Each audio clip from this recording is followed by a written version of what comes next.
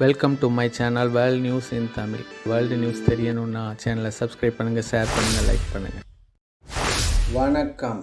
தலைப்புச் செய்திகள். ஃபீஃபா உலகக்கோப்பை 2026 ஸ்பெயின் வெற்றி. அமெரிக்க ஈரான் மோதல் 9வது இரவும் தொடர்கிறது.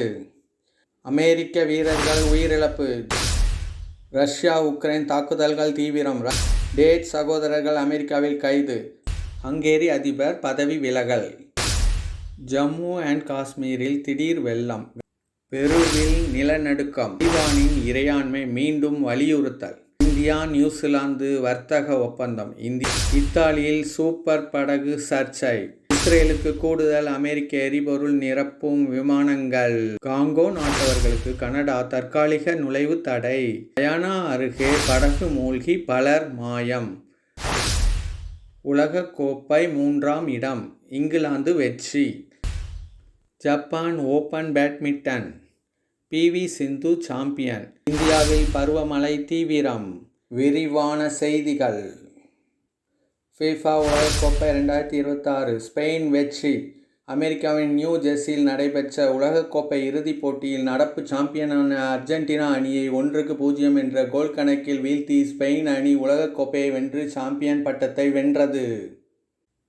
அமெரிக்க ஈரான் மோதல் 9வது இரவும் தொடர்கிறது. அமெரிக்கா மற்றும் ஈரான் இடையே தாக்குதல்கள் மேலும் தீவிரமடைந்துள்ளன. இரு நாடுகளும் இராணுவ தளங்கள் மற்றும் நிலத்தடியில் உள்ள ஆயுத கிடங்குகளை குறிவைத்து தாக்குதல் நடத்தி வருகின்றன. அண்மையில் ஈரான் குவைத் மற்றும் பஹ்ரைனில் உள்ள அமெரிக்க விமானப்படை தளங்கள் மீது தாக்குதல் நடத்தியது. அமெரிக்க வீரர்கள் உயிரிழப்பு. ஜோர்டானில் உள்ள அமெரிக்க இராணுவ தளத்தின் மீது ஈரான் நடத்திய தாக்குதலில் 2 அமெரிக்க வீரர்கள் உயிரிழந்தனர். மேலும் ஒருவர் காணாமல் போயுள்ளதாக தகவல் வெளியாகியுள்ளது. ரஷ்யா உக்ரைன் தாக்குதல்கள் தீவிரம். ரஷ்யா உக்ரைன் தலைநகர் கீவ் மீது போர் தொடங்கியதிலிருந்து மிகப்பெரிய ஏவுகணை மற்றும் ட்ரோன் தாக்குதல்களில் ஒன்றை நடத்தியது. இதில் ஒருவர் உயிரிழந்தார். இதற்கு பதிலடி கொடுத்த உக்ரைன் ரஷ்யாவின் ஆழப்பகுதியில் உள்ள கிடங்குகள் மற்றும் தளவாட மையங்களை தாக்கியது. இந்த தாக்குதலில் 9 பேர் உயிரிழந்ததுடன் 80 பேர் காயமடைந்தனர். டேட் சகோதரர்கள் அமெரிக்காவில் கைது. சமூக ஊடக பிரபலங்களான ஆண்ட்ரூ டேட் மற்றும் ட்ரிஸ்டன் டேட் ஆகியோர் அமெரிக்க அதிகாரிகளால் கைது செய்யப்பட்டனர். பாலியல் கடத்தல் மற்றும் பாலியல் பலாத்கார குற்றச்சாட்டுகளை எதிர்கொள்ள அவர்களை ஒப்படைக்குமாறு பிரிட்டன் அரசு கோரிக்கை விடுத்துள்ளது. ஹங்கேரி அதிபர் பதவி விலகல். ஹங்கேரி அதிபர் தாமஸ் சுல்யோக் தனது பதவிக்காலத்தை அதிகாரப்பூர்வமாக முடிவுக்கு கொண்டு வரும் அரசியல் அமைப்பு திருத்தத்தில் கையெழுத்திட்டதன் மூலம் பதவி விலகியுள்ளார். ஜம்மு அண்ட் காஷ்மீரில் திடீர் வெள்ளம். கனமழையால் ஜம்மு மற்றும் காஷ்மீரில் திடீர் வெள்ளப்பெருக்கு ஏற்பட்டுள்ளது. பூஞ்ச் மாவட்டத்தில் பல வீடுகள் சேதமடைந்துள்ளதுடன் குறைந்தது 10 பேர் உயிரிழந்திருக்கலாம் என அஞ்சப்படுகிறது. பெருவில் நிலநடுக்கம். பெருவின் ஆண்டீஸ் மலைப்பகுதியில் ரிக்டர் அளவுகோலில் 5.5 அளவிலான நிலநடுக்கம் ஏற்பட்டது. இதில் குறைந்தது 5 பேர் உயிரிழந்ததுடன் பல கட்டமைப்புகள் சேதமடைந்தன. தைவானின் இறையாண்மை மீண்டும் வலியுறுத்தல். சீன அரசின் கருத்துக்களுக்கு பதிலளிக்க தைவான் அரசு ஜனநாயக தைவான் ஒருபோதும் சீனாவின் தைவான் ஆக மாறாது என்று உறுதியாக தெரிவித்துள்ளது. இந்தியா நியூசிலாந்து வர்த்தக ஒப்பந்தம். இந்தியா மற்றும் நியூசிலாந்து இருதரப்பு பொருளாதார ஒத்துழைப்பை விரிவுபடுத்தும் நோக்கில் ₹35,000 கோடி மதிப்பிலான வர்த்தக இலக்கை எட்ட ஒப்பந்தம் செய்துள்ளன. இத்தாலியில் சூப்பர் படகு சர்ச்சை. வெனிஸ் நகரில் அமெரிக்க அதிபரின் சிறப்பு தூதரின் சொகுசு படகு நிறுத்தப்பட்டதை எதிர்த்து நடைபெற்ற போராட்டம் போலீசாருடன் மோதலாக மாறியது. இது அமெரிக்க இத்தாலி இடையிலான அரசியல் பதற்றத்தை அதிகரித்துள்ளது. இஸ்ரேலுக்கு கூடுதல் அமெரிக்க எரிபொருள் நிரப்பும் விமானங்கள்.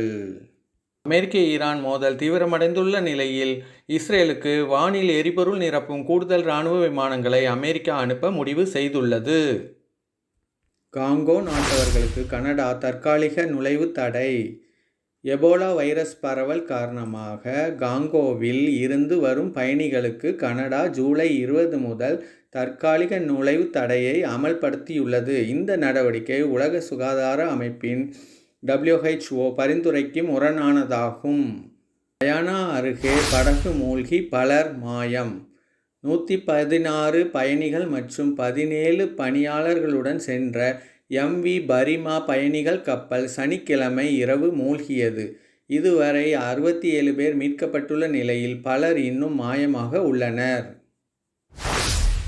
உலகக் கோப்பை 3ஆம் இடம் இங்கிலாந்து வெற்றி. 2026 FIFA உலகக் கோப்பை 3ஆம் இட போட்டியில் இங்கிலாந்து பிரான்ஸை 6-4 என்ற கோல் கணக்கில் வீழ்த்தி வெண்கலப் பதக்கத்தை கைப்பற்றியது. புக்காரியோ சாகா ஹாட்ரிக் கோல்கள் அடித்தார். அணியின் ஒற்றுமையை பயிற்சியாளர் தாமஸ் துச்சேல் பாராட்டினார். ஜப்பான் ஓபன் பேட்மிண்டன் PV சிந்து சாம்பியன். இந்தியாவின் PV சிந்து உலக சாம்பியனான ஜப்பானின் அகானா யமகுச்சியை அதிரடியாக வீழ்த்தி தனது முதல் ஜப்பான் ஓபன் பட்டத்தை வென்றார். இந்தியாவில் பருவமழை தீவிரம். இந்தியா முழுவதும் தென்மேற்கு பருவமழை மேலும் தீவிரமடைந்துள்ளது. பல மாநிலங்களுக்கு இந்திய வானிலை ஆய்வு மையம் IMD சிவப்பு எச்சரிக்கை மற்றும் கனமழை எச்சரிக்கையை வெளியிட்டுள்ளது. இத்துடன் செய்திகள் நிறைவடைந்தது. சேனலை சப்ஸ்கிரைப் பண்ணாதவங்க சப்ஸ்கிரைப் பண்ணுங்கள், ஷேர் பண்ணுங்கள், லைக் பண்ணுங்கள், கமெண்ட் பண்ணுங்கள். தேங்க்யூ.